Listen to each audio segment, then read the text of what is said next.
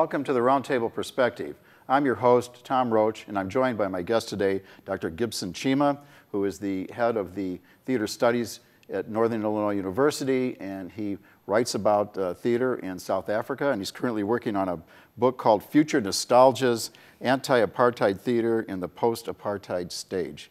Welcome to Roundtable Perspective. Thank you so much for having me. It's a great pleasure to be here. Good. So explain Future Nostalgias to me. What is that about? The idea is looking at these anti-apartheid plays and the way in which they imagine the post-apartheid era.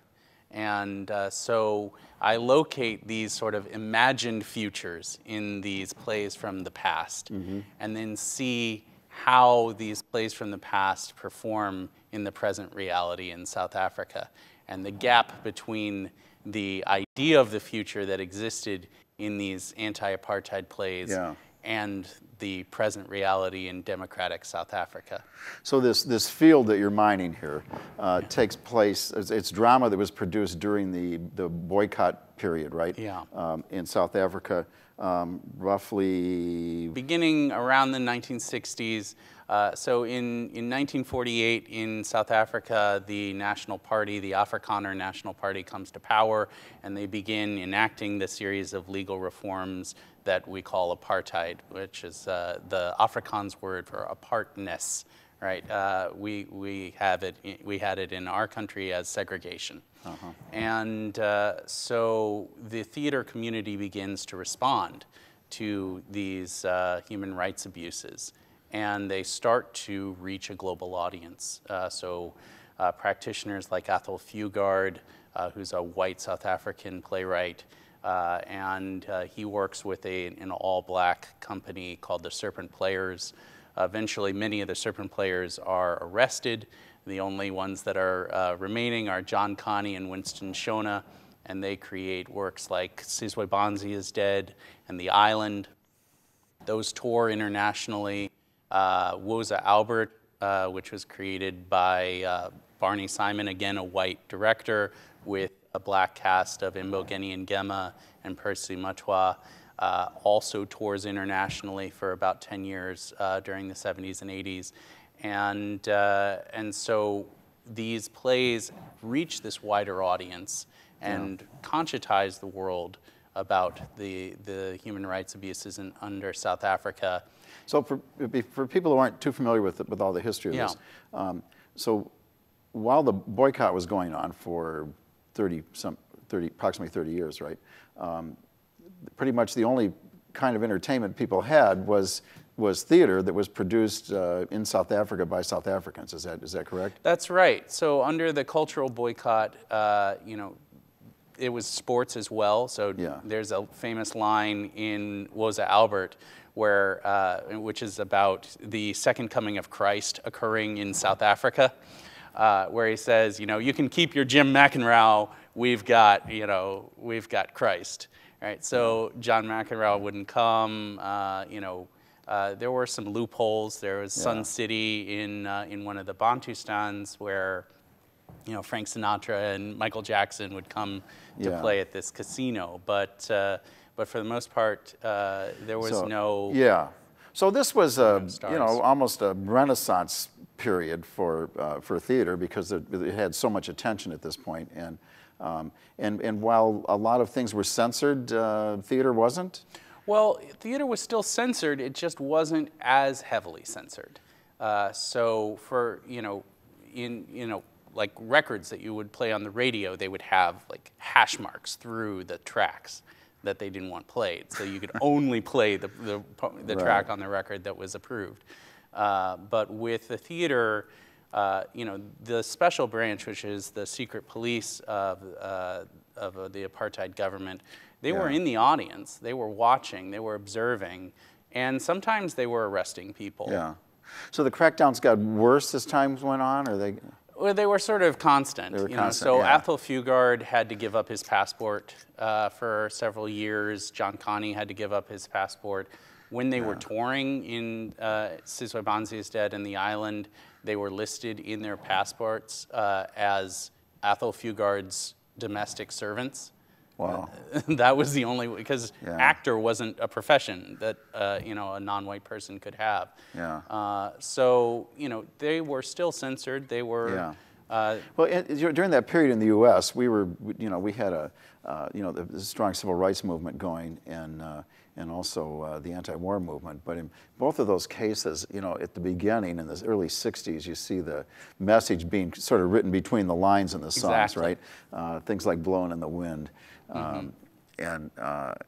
but by the end of the decade, by the end of the '60s, of course, it's just very political and very out and out direct. Is there some kind of a transition like that in South Africa as well? Yeah. So you see that in Athol Fugard's work. You know, his play Blood Knot has a white, under South Africa in the parlance, it would have been colored, right? Which is in America, that's a pejorative term, but in South Africa, that's a term from the apartheid era for someone of mixed race that is still used today in South Africa. So somebody would call themselves colored. So there is a half white, half black brother, and then there's an entirely black brother because they have the same African mother, and one has a white father, one has a black father. And so they are just living under these conditions. They're not trying to change their lives. Yeah. In fact, they are saving for what they call the farm in the future, which is that kind of idea of the future, the idea of a reconciled South Africa. And then they decide to spend the money that they saved on that farm on the fantasy of the colored brother passing as white. And of course, it fails. So that's an example of a play where it's not overtly political. Yeah. He's not seeking to overturn the government. He's just living under the circumstances that are provided by apartheid. Then Athol Fugard, and that was pretty much acceptable. Yeah, well, that was 1961. I mean, to do that play was illegal because it was illegal for a black person and a white person to be on stage together. Oh, wow. So, you know, they performed it at a place called Dorkay House, which is basically a community center, a men's social club. And every member of that audience thought that the special branch was going to raid and they were all going to be arrested. I've talked to several people that were actually there. Wow.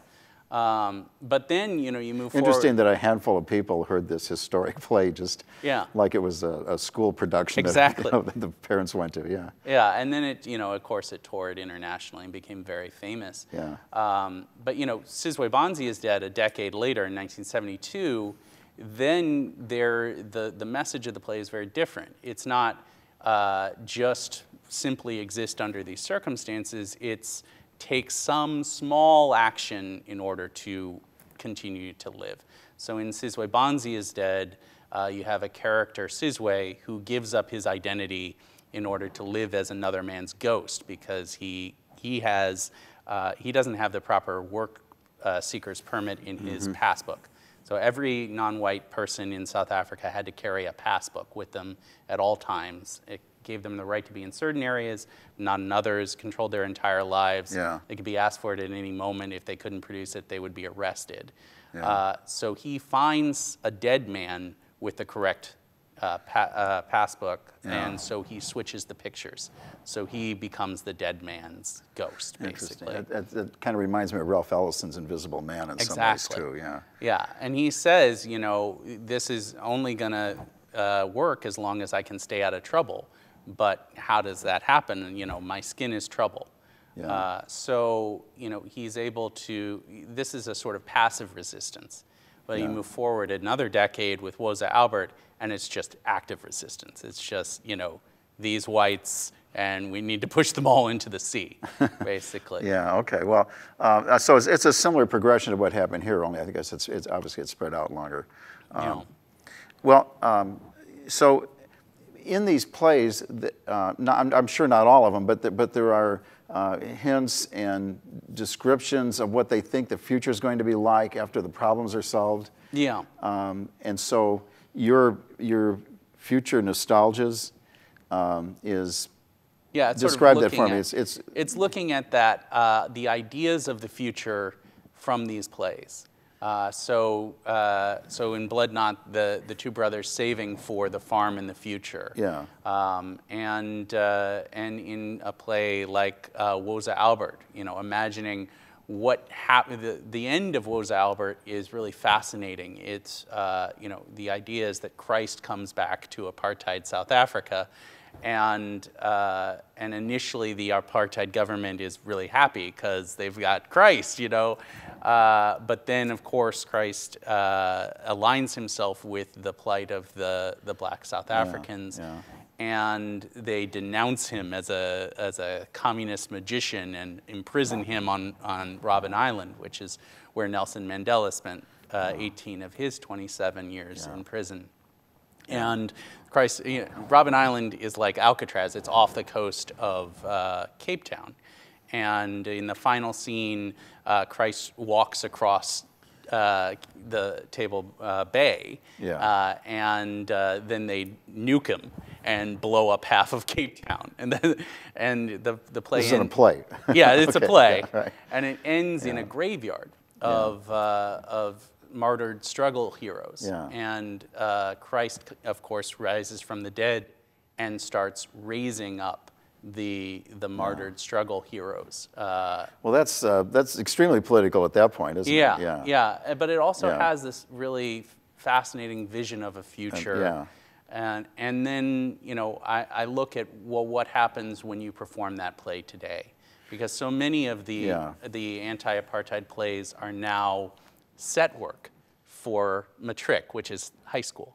Yeah. So the high school students today, the born frees, right? The quote-unquote born frees, that's what they're called for those people who were born after 1994.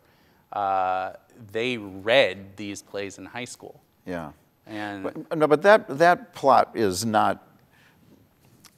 It's sort of a fantastic projection of the future, right, with the bomb and all those things. Yeah. But some of these dramas actually have hopeful, projections of what they think it will really be like, right? Exactly. What are some of those? Well, so Serafina by Mbogeni Ngema, who was in Woza Albert and helped to devise it. Serafina is a musical, and it was on Broadway. So it's a protest play, but it's also a Broadway musical. Yeah. And it has a scene in which Nelson Mandela is released from prison. And Serafina plays Nelson Mandela in this school play and gives a speech. And that's... So there's a play within the play. Yeah, yes, exactly. Okay. Yeah. And it's 3 years before Nelson Mandela was released from prison in 1990.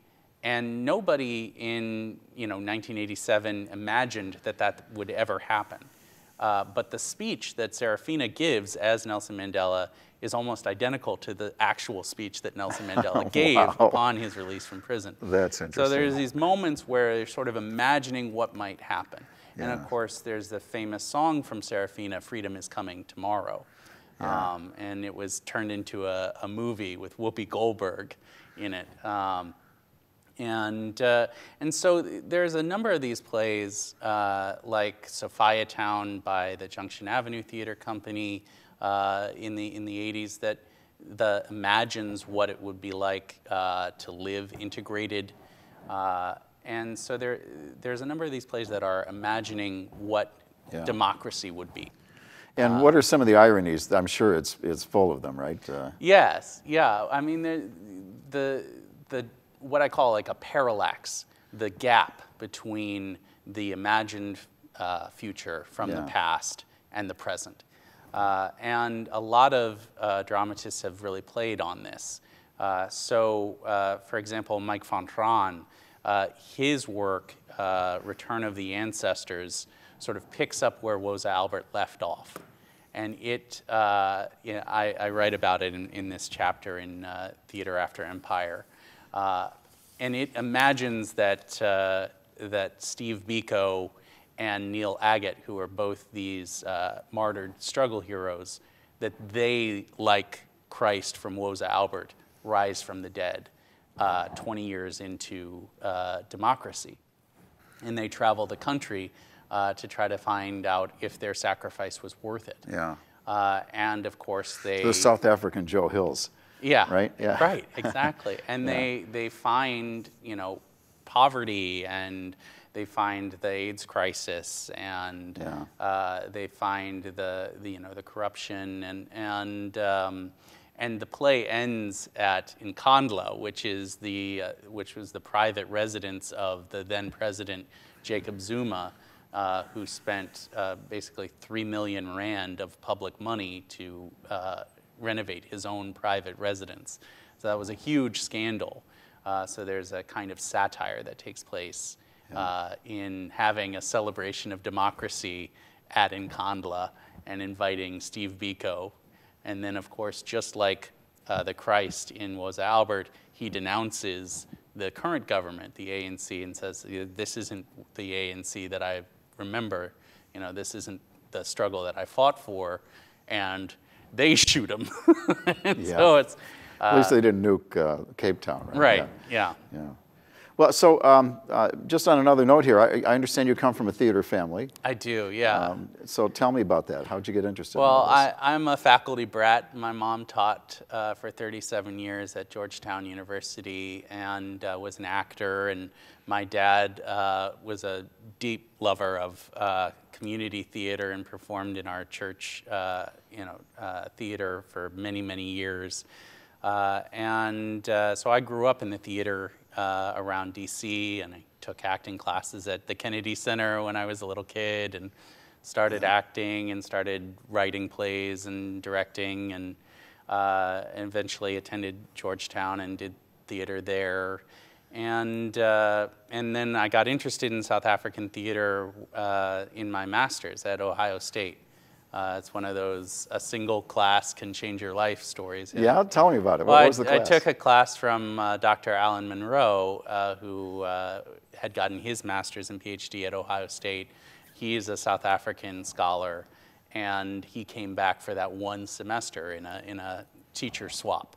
Wow. So one of our professors went to Tshwane University of Technology in Pretoria, and he came to us. And I was so fascinated. I had always loved the theater, and I loved political theater and theater for social change, and it just kind of all clicked together. And I ended up writing my master's on Athol Fugard. And I was telling your producer the last time I was in Indiana was to go to the Lilly Library in Bloomington and read all of Athol Fugard's diaries. I spent about 2 weeks doing that. Before I went to South Africa for the first time. But when I got to South Africa, everybody said, why are you writing about Fugard? He hasn't been here in 20 years. You should be writing about what's going on right now. And they were right. I went and I saw the original cast revival of Sizwe Banzi is Dead with John Connie and Winston Shona, and sort of forced my way backstage and said, I have to interview you. And that's how things got started for me. And I just kept going back, and eventually I taught at Tshwane University of Technology for a year. And just kind of kept going. You've focused on an interesting phenomena here. I mean, you could almost apply this to literary studies or anything, but it's interesting. How has this impacted you? Have you changed because of what you've been exposed to here in any way? Yeah, it's traveling. I always say it's like going outside of a room that stinks, but you don't realize it stinks until you leave the room, and then you come back, and then you say, oh, it smells in here. So those parallels, I think, between the U.S. and South Africa have always fascinated me. Because we tend to feel very superior to those white racists in South Africa. Those are the real racists, not us. And I think what this recent reckoning has proven is that no, these South Africa and the U.S. mirror each other in very strange ways. And they had a black president before we did. They had legalized gay marriage before we did. They have one of the most progressive constitutions in the world. It's just about living up to that constitution. Yeah, well, so you've got a lot of interesting insights on the political side of this as well then. But getting back to the theater part, you were telling me earlier today about this marketplace. When they couldn't do theater in some places, they could still do it in this marketplace. Yeah. Which used to be a fruit market or something. Yeah, this is the Market Theater, yeah, in Joburg. Yeah, in Johannesburg. It was this strange gray area, literal gray area. And this is in the 60s, 70s? Yeah, it's 79 that Okay. it's founded. Or 1976, with the Soweto uprisings are going on outside, and they're doing the Seagull in this converted Indian fruit market, and it was zoned for interracial interaction because there are different zones, and all of it was very regimented. And for some reason, they never changed the zoning laws. And so because of this loophole, they were able to make this incredible protest theater that then reached the world. Yeah. So many of the more prominent plays that we look back on now actually originated in that marketplace. Again, with a very small audience, I'm sure, right? Yeah, and what's so fascinating is that they kept this theater alive during the darkest times of apartheid, but then when apartheid ended, all of that international funding dried up. Yeah. And they were told, you know, now you need to make theater for art's sake. When I interviewed Dr. Connie, he said the critics in this country went to the funeral of protest theater and we were not invited. And so they came back and said, you must make theater for art's sake, and we didn't know what that was. So there was a real period of turmoil after apartheid ended. Yeah. What should we make theater about now?